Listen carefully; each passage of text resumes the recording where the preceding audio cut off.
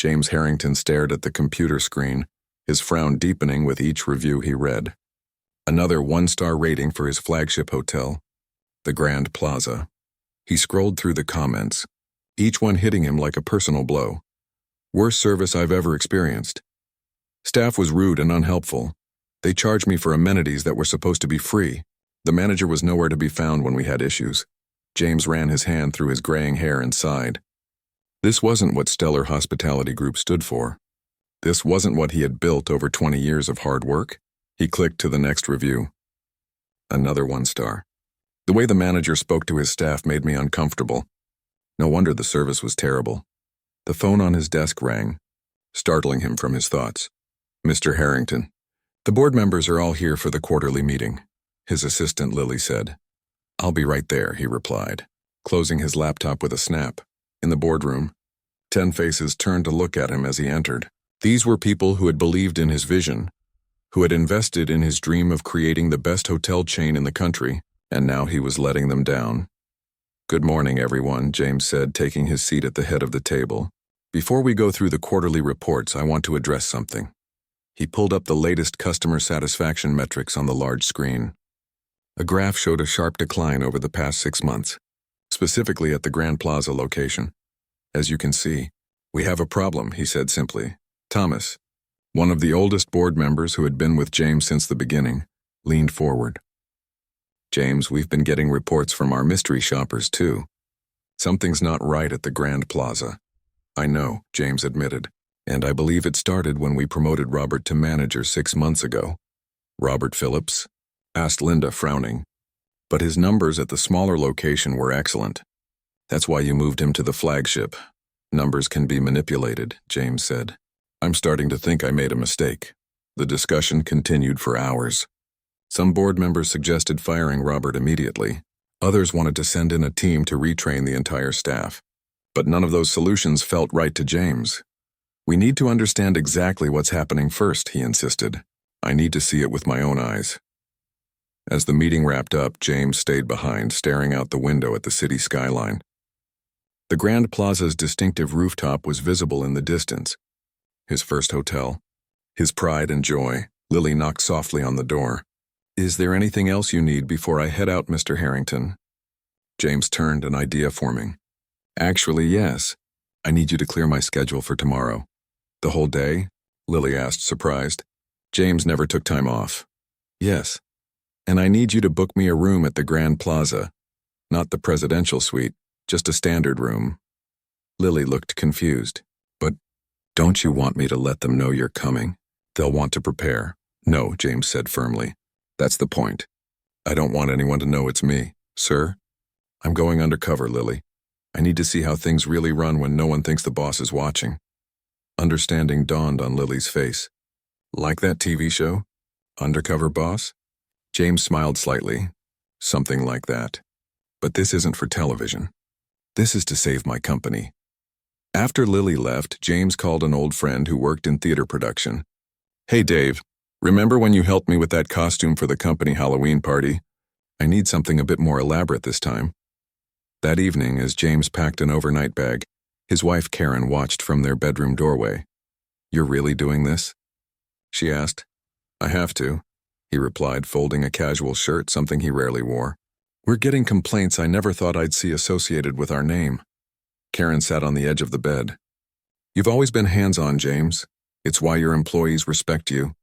But are you sure this is the right approach? Why not just talk to Robert directly? James zipped up the bag. Because I don't think he'd tell me the truth. Sometimes you need to see things from a different perspective. The perspective of a regular customer. Karen nodded slowly. Exactly. People behave differently when they think the boss is watching. I need to see the real Grand Plaza experience. Karen looked concerned. And if what you find is as bad as those reviews suggest? James's expression hardened. Then I'll do whatever needs to be done, even if it means firing someone I personally promoted. Later that night, as Karen slept, James lay awake, going over his plan. He would become Mark Wilson, a tired business traveler from out of town. He would make simple requests, observe the staff, and see how Robert managed the hotel on a normal day. His mind drifted to when he'd hired Robert 2 years ago. The young man had been charming, confident, full of ideas. James had seen something of himself in Robert: hunger, ambition, drive. He'd taken Robert under his wing, mentored him, fast-tracked his promotion when the position at the Grand Plaza opened up. Had he been too hasty? Had he missed warning signs? Or had something changed in Robert once he got power? Tomorrow, he would find out. As dawn broke, James felt a mix of determination and sadness. He truly hoped he was wrong about Robert. He hoped the complaints were exaggerations or isolated incidents. But in his gut, he knew something was seriously wrong at his flagship hotel. And if there was one thing James Harrington had learned in 20 years of business, it was to trust his gut. Tomorrow would change everything, one way or another. The next morning came faster than James would have liked. He'd barely slept, his mind racing with thoughts about what he might discover. The sun was just peeking over the horizon when his alarm went off, and he slipped out of bed without waking Karen. He drove to Dave's studio, located in a small warehouse on the outskirts of town. Despite the early hour, Dave was waiting for him, coffee in hand. "This must be important," Dave said, handing James a cup. "You're not exactly the type to play dress-up without good reason." "It's about the Grand Plaza," James explained, sipping the strong coffee gratefully. "Something's wrong there, and I need to see it without being recognized." Dave nodded. "Well, you've come to the right place. By the time I'm done with you, your own mother wouldn't know who you are." For the next hour, James sat patiently as Dave worked his magic. First came the wig, a medium brown, slightly messy hairpiece that covered James's distinctive salt and pepper hair. Then the beard, carefully attached piece by piece, looking so natural that James was amazed as he watched it take shape in the mirror. "How do people not realize these are fake?" James asked, touching the beard cautiously. Dave chuckled. "Good craftsmanship. And people see what they expect to see. No one's going to look at a random hotel guest and think, 'Is that the CEO in disguise?'" Next came the glasses, thick-framed and slightly too big for James's face. They changed his appearance dramatically, making his sharp eyes look softer, more ordinary. "Now for the body language," Dave said. "You walk like a boss, James, straight back, confident stride. You need to slouch a bit. Look tired. You're supposed to be a weary business traveler, right?" James practiced walking around the studio, letting his shoulders drop, dragging his feet slightly. "Better," Dave approved. "But you still look too purposeful. Try thinking about something sad or frustrating. Let it show in how you move." James thought about the reviews, about how his dream might be crumbling. It wasn't hard to let that disappointment sink into his posture. "That's it," Dave said. "Now your voice. You have a very distinctive way of speaking, clear, authoritative. Try making it a bit higher, a bit less confident." James cleared his throat. "Like this?" he asked, his voice softer than usual. "Good start, but more tired, more every day." They practiced for another half hour, until James felt the character of Mark Wilson taking shape around him. "One last thing," Dave said, handing James some clothes. "Your own stuff is too nice, too tailored. These are from the thrift store. Not shabby enough to stand out, just ordinary." James changed into the slightly wrinkled button-up shirt and jeans that were a bit too loose. He looked at himself in the full-length mirror and barely recognized the person staring back. "Perfect," Dave said, standing beside him. "Who are you?" "Mark Wilson," James replied in his new voice. "Sales rep for office equipment. In town for a conference. Staying at the Grand Plaza because my company booked it, though it's a bit fancier than what I'm used to." Dave clapped him on the shoulder. Believable, simple, easy to remember. "You're ready."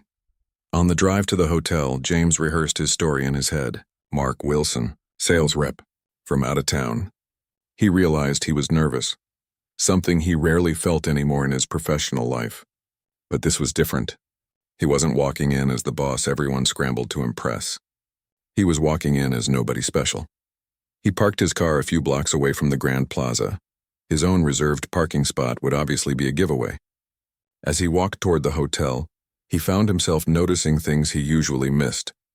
The slight crack in the sidewalk, the way the morning light hit the Grand Plaza's windows, making them glint like gold. The Grand Plaza stood tall and proud, 15 stories of elegant architecture that James had helped design himself. From the outside, it was still as impressive as the day it opened. But what was happening inside those walls? He paused across the street, taking in the view of bellhops helping guests with luggage, the revolving door spinning steadily as people came and went. His hotel, his dream, and today he was going to see it through different eyes. Taking a deep breath, James crossed the street. He stumbled slightly as he reached the curb, not on purpose, but because he wasn't used to the more casual shoes he was wearing. A young bellhop looked his way but didn't move to help him. Small thing, but James noted it. The standard protocol was to assist any guest who seemed to need it. He approached the revolving door, overnight bag in hand. Through the glass he could see the lobby. Marble floors, elegant furnishings, the massive chandelier he'd imported from Italy. It looked the same as always, but somehow felt different as he prepared to enter. Not as the owner, but as a guest.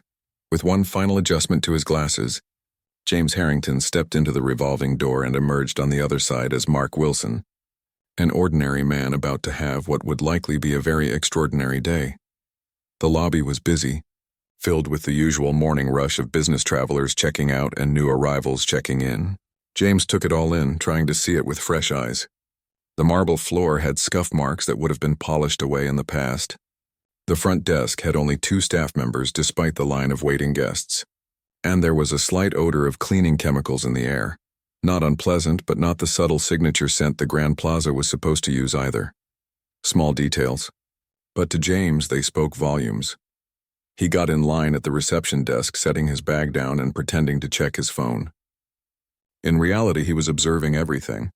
The way the receptionist spoke too quickly to an elderly couple who looked confused. The dirty coffee cup someone had left on a side table, untouched by staff for at least the 10 minutes James had been standing there. The slightly frayed edge of the carpet near the elevator. When it was finally his turn, he approached the desk with his practiced slouch. The young woman behind the counter didn't look up immediately, finishing something on her computer. "Welcome to the Grand Plaza," she said finally, her tone suggesting it was the 100th time she'd said those words today. "Checking in?" "Yes," James said in his Mark Wilson voice. "I have a reservation, Wilson, Mark Wilson." She typed the name into her computer. "Yes, I see it. 1-night standard king room." "Is this your first stay with us, Mr. Wilson?" "Yes," James replied. "My company booked it." She nodded absently, taking his credit card and ID. James had thought ahead. Dave had provided him with a fake ID that would pass a casual glance but wouldn't hold up to serious scrutiny. Luckily, the receptionist barely looked at it. "You're in room 512, she said, handing him a key card. "Elevators are to your right. Checkout is at noon tomorrow. No mention of the hotel amenities. No welcome package. No offer of assistance with his bag. All standard Grand Plaza protocols all ignored." "Thank you," James said, taking the key. "Is the manager around? I'd like to ask about late checkout tomorrow." The receptionist's expression changed subtly, a flash of something like anxiety crossing her face. "Mr. Phillips should be in soon. You can ask him when you see him." "Great," James said.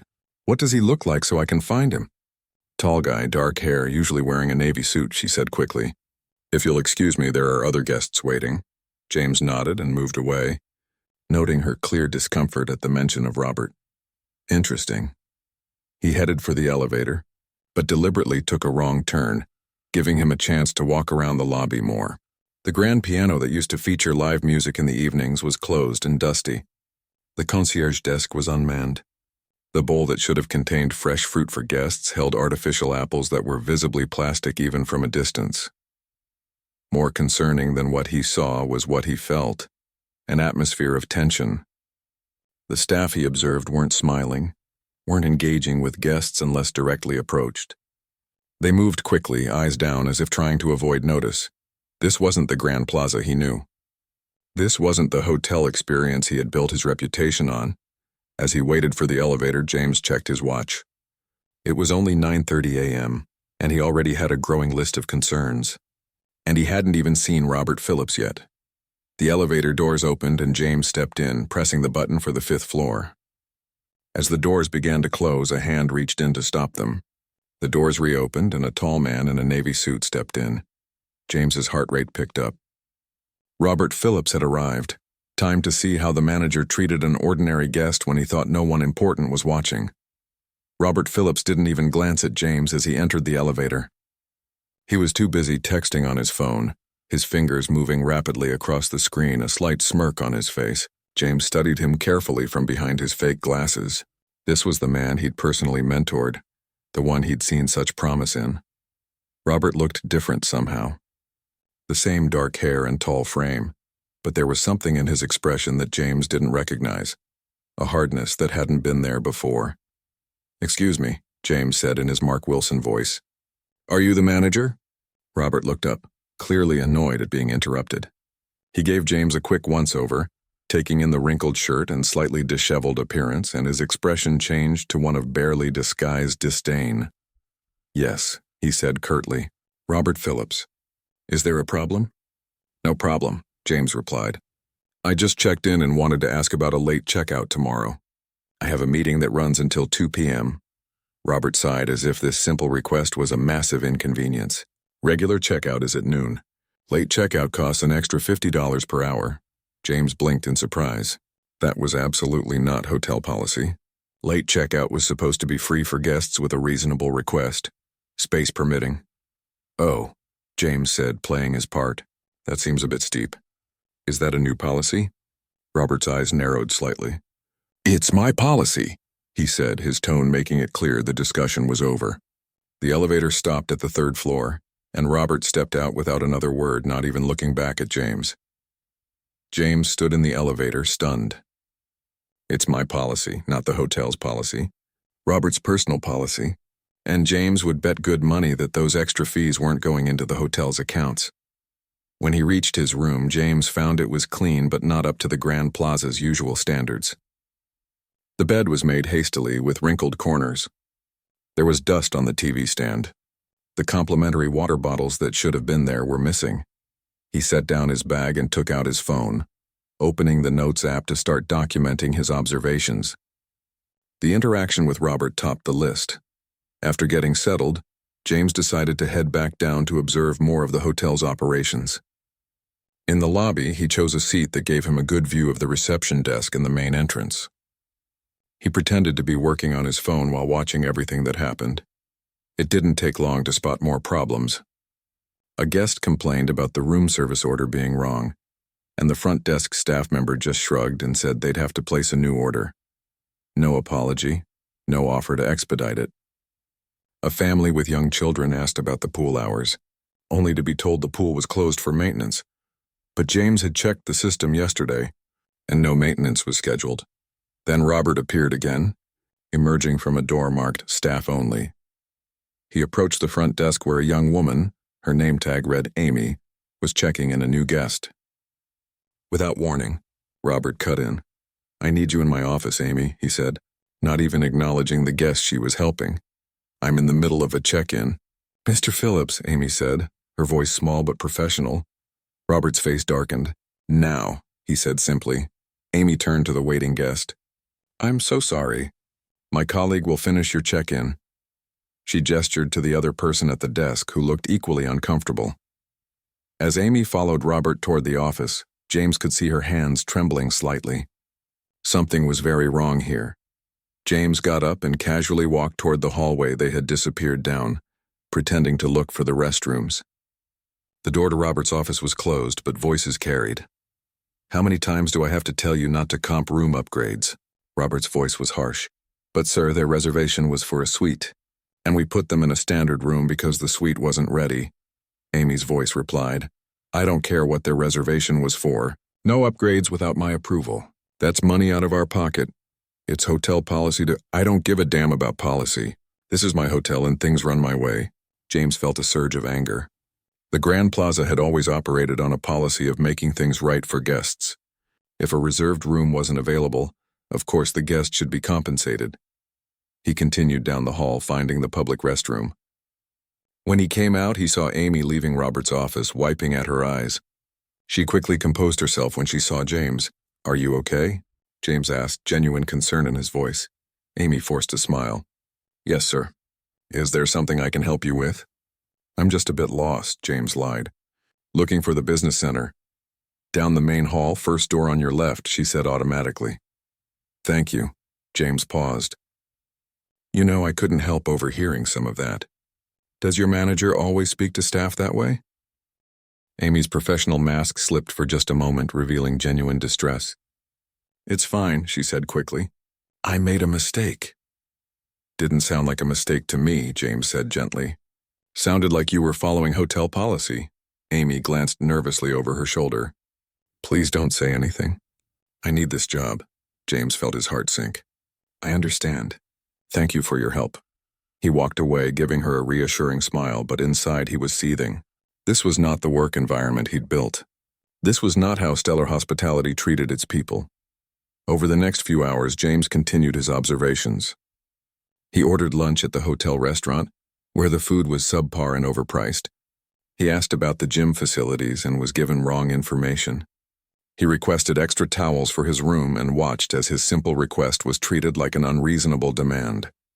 And everywhere he went, he saw Robert's influence. Staff jumped when he appeared. Conversations stopped. Eyes lowered. It was like watching a small dictatorship in action. Around 3 p.m., James was sitting in the hotel bar nursing a club soda when he overheard a conversation that made his blood run cold. Robert was at the other end of the bar with a man James didn't recognize. They were speaking in low voices, but the bar wasn't busy and sound carried. "The beauty of it is the old man has no idea," Robert was saying, a smug smile on his face. "Harrington thinks everything's fine because the numbers look good on paper." "But what about the complaints?" the other man asked. Robert waved a dismissive hand. "I've got a system. Negative online reviews get reported as fraudulent. Comment cards get filtered before they reach corporate. And the really persistent complainers get a free night, which costs the hotel less than what I'm making on the side." James couldn't believe what he was hearing. Robert wasn't just a bad manager. He was actively defrauding the company. "And no one's caught on?" the man asked. Robert laughed. "Harrington's too busy with his expansion plans to look closely at what's happening here. By the time he figures it out, I'll have made enough to start my own place." James had heard enough. He discreetly took out his phone and started recording. This wasn't just about poor service anymore. This was criminal behavior. As the afternoon turned to evening, James continued gathering evidence. He spoke with housekeeping staff who revealed they were understaffed because Robert had cut positions while reporting the same headcount to corporate. He chatted with a bartender who reluctantly admitted that certain premium liquors were being replaced with cheaper brands, but guests were still charged for the high-end labels. The more James discovered, the more his heart broke for what had become of his flagship hotel, but his sadness was quickly being replaced by determination. This would end today.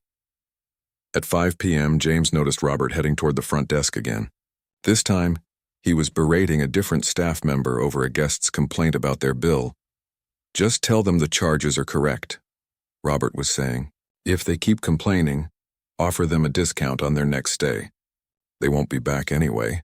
The receptionist, a young man whose name tag read David, looked uncomfortable. "But sir, they're right. These spa charges aren't theirs. They never used the spa. Are you calling me a liar?" Robert's voice was dangerously quiet. "No, sir, but..."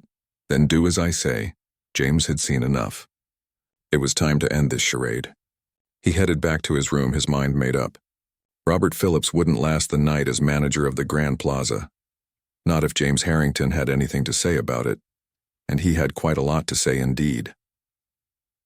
Back in his room, James closed the door and leaned against it, taking a deep breath. His hands were shaking, not with fear, but with anger. Everything he'd built, everything he'd stood for, was being dismantled by someone he had trusted. He went to the bathroom and stared at his reflection. Mark Wilson looked back at him, a tired, ordinary man in a rumpled shirt. He slowly removed the glasses, then the wig, then began the painstaking process of peeling off the beard. With each piece of the disguise that came away, James Harrington returned. He opened his overnight bag and took out the carefully folded suit he'd packed. As he changed from Mark's casual clothes into his tailored suit, he felt his resolve hardening. This wasn't just about bad customer service anymore. This was about theft, fraud, and the mistreatment of his employees. James picked up his phone and made 2 calls. The first was to his head of security, Tom. "I need you at the Grand Plaza in 30 minutes. Bring another officer with you, and be discreet." The second call was to his legal counsel, Patricia. "Pat, I need you to come to the Grand Plaza immediately. I've uncovered serious misconduct by the manager." "Yes, I have evidence. I'll explain when you get here." After hanging up, James transferred the recordings and notes he'd made throughout the day to his secure cloud storage. Then he sat on the edge of the bed, collecting his thoughts. How had he missed this? How had Robert managed to hide his true nature for so long? James prided himself on being a good judge of character, on knowing his people. But Robert had fooled him completely. The signs had been there, he realized now. The 2 perfect numbers from Robert's previous hotel. The staff turnover that Robert had explained away as necessary restructuring. The way some employees seemed nervous around him even before his promotion. James had been so focused on expansion, on growing the stellar hospitality brand, that he'd taken his eye off the core of what made his hotel special, the people and the experience. Never again, he promised himself. His phone buzzed with a text from Tom. In position at the service entrance. Johnson is with me. Another text followed shortly after from Patricia. Parking now. Where should I meet you? James replied to Patricia. My private office on the 2nd floor. Tom will let you in. It was time. He stood up, straightened his tie, and took one last look around the room that had revealed so much. The Grand Plaza deserved better. His employees deserved better. His guests deserved better. And Robert Phillips deserved what was coming to him. James left the room, no longer slouching or trying to be inconspicuous. He walked with purpose, his usual confident stride returning naturally. A housekeeper in the hallway did a double take as he passed, clearly recognizing him despite having seen him earlier as Mark. Good evening, sir, she stammered, surprised. Good evening, Anna, James replied, reading her name tag and smiling warmly. Is everything all right with you today? Her eyes widened at being addressed by name by the CEO himself. Yes, sir. Fine, thank you. I'm glad to hear it. Could you direct me to Mr. Phillips's current location? I'd like to speak with him.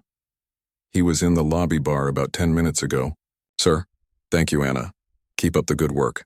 As James walked toward the elevator, he heard Anna on her phone behind him, her excited whisper carrying, You'll never guess who's here. Mr. Harrington himself. Good. The word would spread quickly. By the time he reached Robert, the manager would know something was happening. In the elevator, James checked his appearance one last time in the mirrored wall. He looked every inch the CEO now, polished, professional, and very, very determined. The elevator doors opened onto the lobby and James stepped out. Heads turned immediately. A front desk clerk who had carelessly checked in Mark Wilson hours earlier now stood ramrod straight, eyes wide. Good evening, sir, he said much too loudly. We weren't expecting you. Clearly, James replied coolly. Where is Mr. Phillips? I believe he's in the bar, sir. James nodded and walked toward the hotel bar. As he approached, he could see Robert inside, still talking with the same man from earlier. They were laughing about something, glasses of expensive whiskey in hand, whiskey that James suspected was being paid for with hotel funds. Robert's back was to the entrance, so he didn't see James approach. But others did. The bartender froze mid-pour. A nearby server dropped a napkin. The man Robert was talking to suddenly went pale, his eyes fixed on a point just behind Robert. What's wrong with you? Robert asked his companion, then turned to follow his gaze. The color drained from Robert's face as he found himself looking directly at James Harrington. Mr. Harrington, he stuttered. This is unexpected. I'm sure it is, James replied, his voice level but cold. Robert stood quickly, almost knocking over his chair. Had I known you were coming, I would have prepared. That was rather the point, James cut him off. I wanted to see the Grand Plaza as it really is, not the version you present to me. Robert's eyes darted around, noting the rapt attention of everyone in the bar. Perhaps we should discuss this in my office, sir. My office, James corrected. And yes, I think that would be best. He turned and walked away, not looking back to see if Robert was following. He knew he would be. They both did. As they walked through the lobby, James noticed Patricia waiting discreetly by the private elevator that led to the executive offices. She nodded almost imperceptibly as they approached. Evening, Pat, James said calmly. Thank you for coming on such short notice. Of course, she replied, her professional demeanor betraying nothing of the urgency of his call. Robert's nervousness was palpable now. Is there a problem, sir? Several, in fact, James said as they entered the elevator. He inserted his key for the executive floor and the doors closed, leaving the three of them alone in the small space. The silence was heavy as they ascended. Robert shifted uncomfortably, tugging at his collar. Patricia stood perfectly still, her expression neutral. James simply watched the floor numbers change, his mind already several steps ahead. When they reached the executive floor, James led the way to his office, a space Robert had only been in a few times, usually for celebratory occasions or his performance reviews. "Have a seat." James indicated the chair across from his desk. Robert sat, his usual confidence nowhere to be seen. Patricia took a seat in the corner, opening her laptop without a word. James didn't sit immediately. Instead, he walked to the window that overlooked the city, the lights of other buildings twinkling in the early evening darkness. "Do you know why I started Stellar Hospitality, Robert?" he asked without turning. Robert cleared his throat. "To create the best hotel experience possible, sir." "Close," James said, turning to face him. "I started it because I once had a terrible hotel experience. I was treated poorly, charged unfairly, and made to feel unwelcome. I swore that if I ever had the chance, I would create hotels where every guest felt valued and every employee felt proud." He moved to his desk and sat down, leaning forward slightly. "Imagine my dismay when I began hearing that my flagship hotel, the very heart of everything I've built, was providing exactly the kind of experience I vowed to eliminate." "Sir, I can explain." James held up a hand, silencing him. "I spent the day as a guest in my own hotel, Robert. I saw how you treat the staff. I heard how you speak to them. I witnessed firsthand the shortcuts and deceptions." He picked up his phone and pressed play on one of the recordings he'd made. Robert's voice filled the room. "The beauty of it is the old man has no idea. Harrington thinks everything's fine because the numbers look good on paper." Robert's face went from pale to ashen. "Mr. Harrington, that was taken out of context." James stopped the recording and played another. "I've got a system. Negative online reviews get reported as fraudulent. Comment cards get filtered before they reach corporate." Robert fell silent, realizing the depth of what James had discovered. "I trusted you, Robert," James said, his voice quiet but intense. "I mentored you. I promoted you. I defended you to the board when questions were raised about your rapid advancement. And this is how you repay that trust?" "I was just trying to improve efficiency," Robert attempted weakly.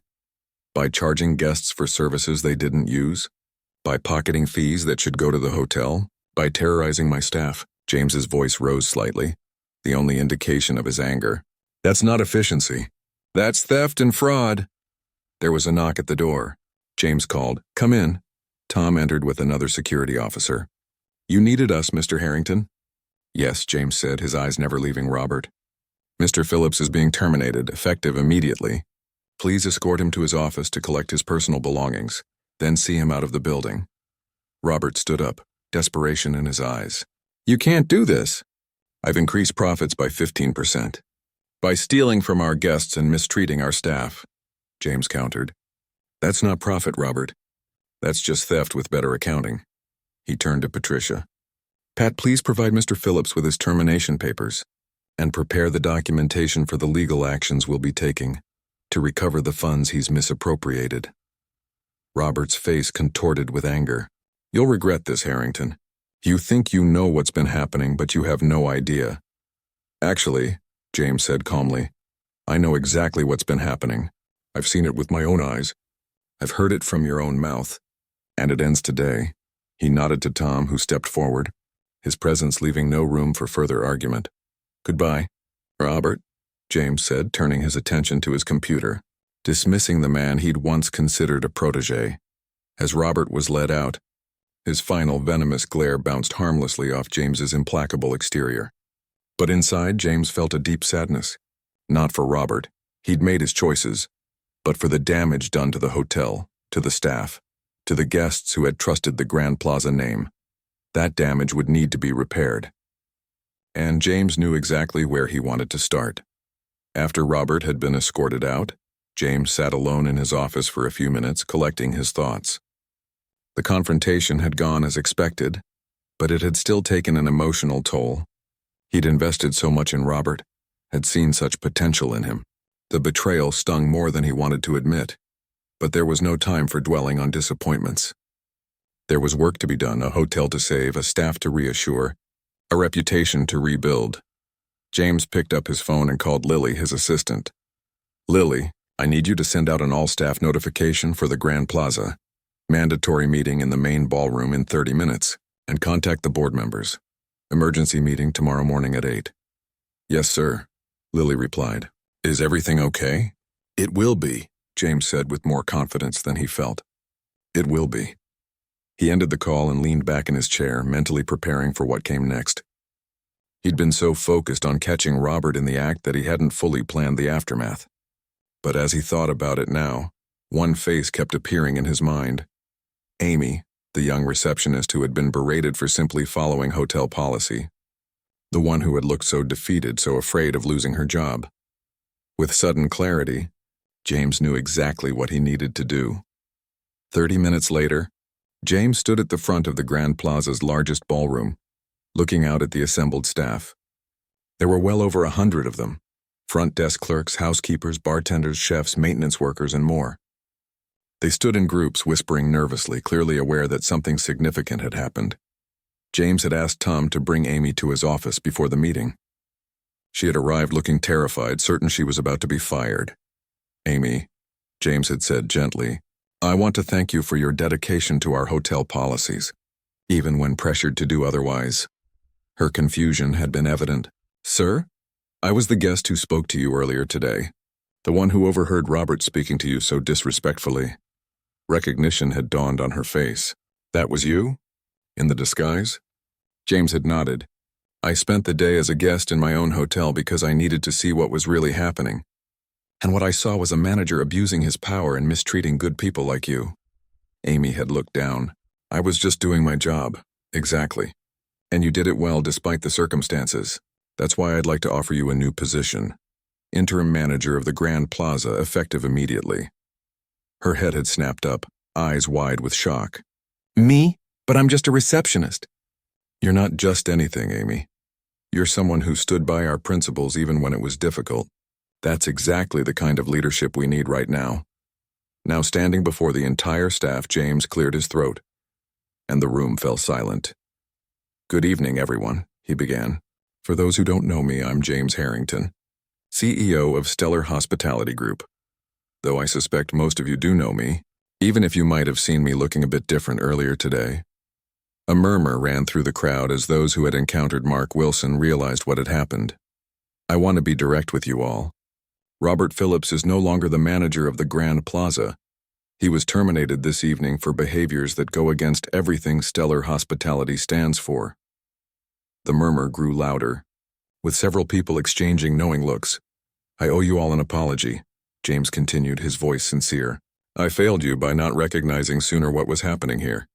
I failed you by promoting someone who abused his position and mistreated the very people who make this hotel special. You. The room was completely silent now, every eye fixed on him. Today, I saw firsthand how Robert spoke to you, how he undermined the policies meant to protect both you and our guests, how he created a workplace based on fear rather than pride and teamwork. James paused, making eye contact with as many staff members as he could. That ends today, right now, this moment. He gestured to Amy, who stood nervously to the side. Please welcome your new interim manager, Amy Chen.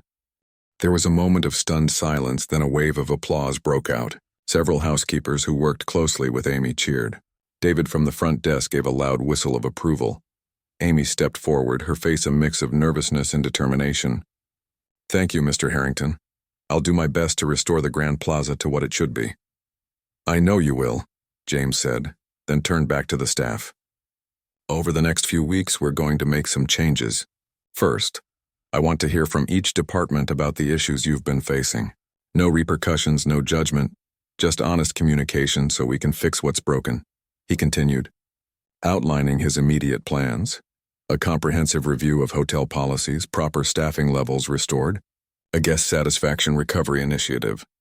But most importantly, he said, his voice growing passionate, we're going to rebuild the culture of this hotel. The Grand Plaza was never meant to be a place where staff feel afraid or undervalued. It was meant to be a place we could all be proud of. As James spoke, he could see the change happening in the room. Back straightened. Smiles appeared. Hope began to replace the resignation he'd seen on so many faces throughout the day. "I'll be personally involved in this transition," he promised. "My office will be here at the Grand Plaza until we've righted this ship together. My door will always be open to each of you." After the meeting, James stayed in the ballroom, making himself available to any staff member who wanted to speak with him. Many did, sharing stories of Robert's mismanagement, offering suggestions for improvements, or simply thanking him for taking action. Around midnight, when the last staff member had gone, James found himself alone with Amy in the now empty ballroom. "Overwhelming day," he commented. She laughed nervously. "You could say that. This morning I was afraid I was going to lose my job. Now I'm running the hotel." "You're ready for this, Amy," James assured her. "I saw how you handled yourself today. You care about this place and these people. That's more important than experience." "I won't let you down, sir." "I know you won't. And please, call me James." They walked together toward the lobby, discussing plans for the next day. As they passed the front desk, James noticed the night auditor straighten up, a genuine smile on his face for perhaps the first time in months. "Good night. Mr. Harrington, Miss Chen," he said warmly. "Good night, Paul," Amy replied, already knowing his name without having to check his tag. Another good sign. James paused in the center of the lobby, looking around at his hotel, really seeing it for the first time in too long. There was damage to repair, trust to rebuild, standards to restore. It wouldn't happen overnight. But as he watched Amy confidently giving instructions to the night staff, already stepping into her new role with natural authority tempered by kindness, he felt something he hadn't expected. Hope. The Grand Plaza would recover. Its staff would heal from Robert's toxic leadership. Its reputation would be restored. And James himself had learned a valuable lesson about staying connected to what mattered most in his business. The people who brought it to life every day. As he headed for his own room, upgraded now that his cover was blown, his phone buzzed with a message from Karen. "How did it go? As bad as you feared?" James typed back, "Worse, but it's going to get better now," and he meant it. Sometimes you had to see what was broken before you could fix it properly. Today had been painful but necessary, a reminder that no business could thrive when built on fear and deception. Tomorrow would bring a new day for the Grand Plaza, the first day of its revival. The first day of getting back to what had made it special in the first place. People taking care of people. James smiled to himself as he stepped into the elevator. He'd gone undercover to catch a dishonest manager, but he'd found something much more valuable. A renewed purpose and a promising new leader in Amy. Not a bad day's work, all things considered. Not bad at all. Early the next morning, as the sun rose over the city, James sat in the Grand Plaza's restaurant, enjoying breakfast and observing the subtle but noticeable changes already taking place. Staff greeted guests warmly. The complimentary coffee station was fully stocked. The marble floors gleamed, freshly polished. Amy joined him, carrying a tablet with notes from her first morning briefing with the department heads. "We've already had 3 guests comment on the positive change in atmosphere," she reported, sitting down across from him. "And the staff, I've never seen them so energized." James nodded, satisfaction warming him more than the coffee. "Amazing what can happen when people feel valued." "The board meeting is in an hour," Amy reminded him. "What will you tell them?" James considered this. "The truth. That we had a serious problem, but we've already begun fixing it. That we have a new manager who embodies everything stellar hospitality stands for." He smiled at her. "And that sometimes the best way to understand your business is to experience it through someone else's eyes." Amy returned his smile, confidence growing in her posture. "I still can't believe you went undercover like that. Weren't you worried about being recognized?" "Sometimes you have to take risks to protect what matters," James replied. "And this place, these people, they matter." As if to emphasize his point, a housekeeper approached their table a bit hesitantly. "Excuse me, Mr. Harrington, Miss Chen," she said. "I just wanted to say thank you. For yesterday. For everything." James nodded warmly. "Thank you for your dedication. This hotel is special because of people like you." After she left, Amy looked thoughtful. "Do you think Robert will cause problems? Try to get back at you somehow?" "He might try," James acknowledged. "But we have the evidence of what he did. And more importantly, we have something he never valued. A team that believes in what we're doing here." He stood, leaving enough cash to cover the meal and a generous tip. Now, let's go show the board what real hotel management looks like.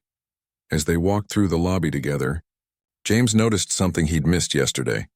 A framed copy of the Stellar Hospitality mission statement hanging slightly askew on the wall. He paused to straighten it, reading the words he'd written himself 20 years ago.